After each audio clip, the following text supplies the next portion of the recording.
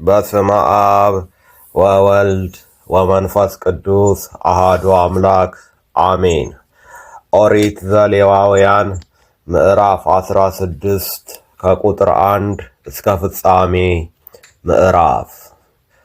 በእግዚአብሔር ፊት የቀረቡና የሞቱ ሁለቱ የአሮን ልጆች ከሞቱ በኋላ እግዚአብሔር ሙሴን ተናገረው።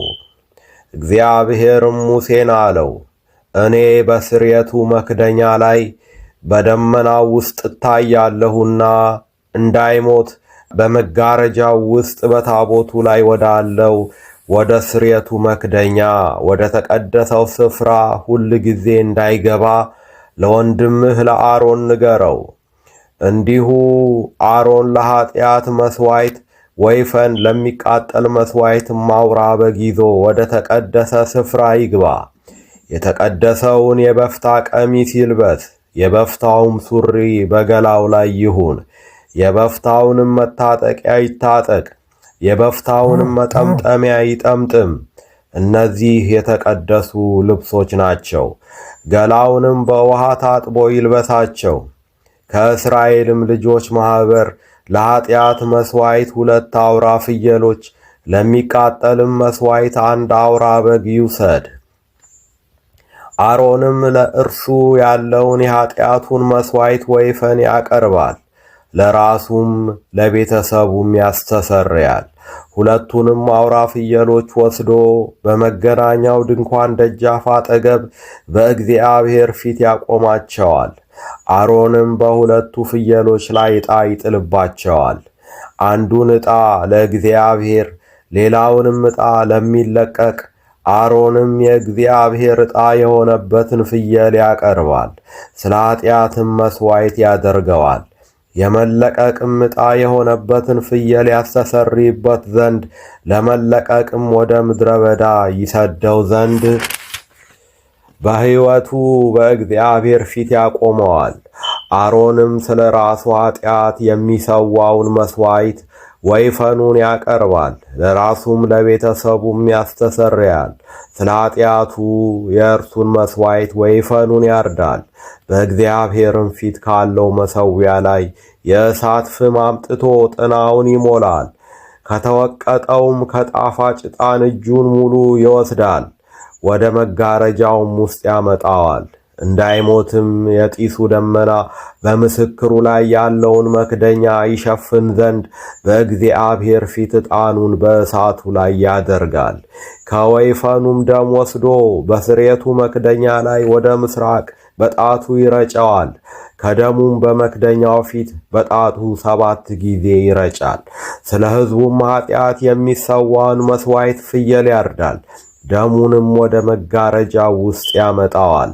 በወይፈኑም ደም እንዳደረገ በፍየሉ ደም ያደርጋል። በመክደኛውም ላይና በመክደኛውም ፊት ይረጨዋል።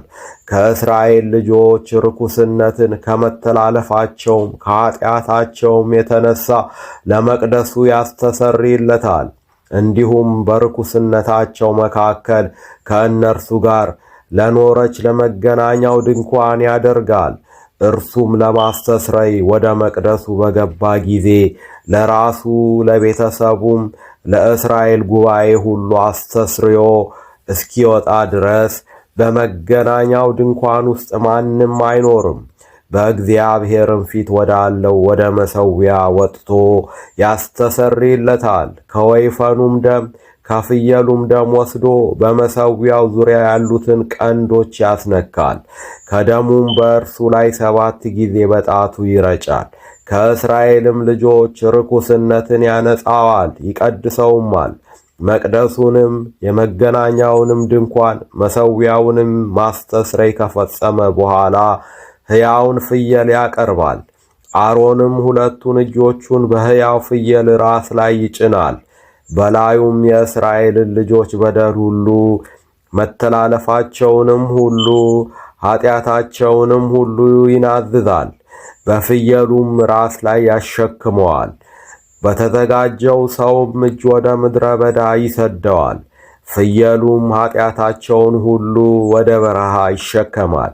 ፍየሉንም በምድረ በዳ ውስጥ ይለቀዋል። አሮንም ወደ መገናኛው ድንኳን ይገባል። ወደ መቅደሱም በገባ ጊዜ የለበሰውን የበፍታ ልብስ ያወልቃል፣ በዚያም ይተወዋል። በተቀደሰውም ስፍራ ገላውን በውሃ ይታጠባል። ሌላውንም ልብስ ለብሶ ይወጣል። የእርሱንም የሚቃጠል መሥዋዕት የሕዝቡንም የሚቃጠል መሥዋዕት ያቀርባል። ለራሱም ለሕዝቡም ያስተሰርያል። የኀጢአቱንም መሥዋዕት ስብ በመሠዊያው ላይ ያቃጥለዋል። ለመለቀቅ የሚሆነውን ፍየል የወሰደ ሰው ልብሱን ያጥባል፣ ገላውንም በውሃ ይታጠባል። ከዚያም በኋላ ወደ ሰፈሩ ይገባል። ለማስተስረያም እንዲሆን ደማቸው ወደ መቅደስ የገባውን የኀጢአቱን መሥዋዕት ወይፈንና የኀጢአቱን መሥዋዕት ፍየል ከሰፈሩ ወደ ውጭ ያወጧቸዋል። ቁርበታቸውንም ሥጋቸውንም ፈርሳቸውንም በእሳት ያቃጥላሉ። ያቃጠላቸውም ሰው ልብሱን ያጥባል፣ ገላውንም በውሃ ይታጠባል። ከዚያም በኋላ ወደ ሰፈር ይገባል። ይህም የዘላለም ሥርዓት ይሁንላችሁ፣ በዚህ ቀን ትነጹ ዘንድ ማስተስሪያ ይሆናችኋልና።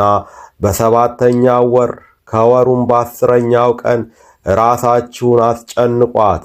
የአገር ልጅም በእናንተ መካከል የተቀመጠም እንግዳ ሥራን ሁሉ አትስሩበት።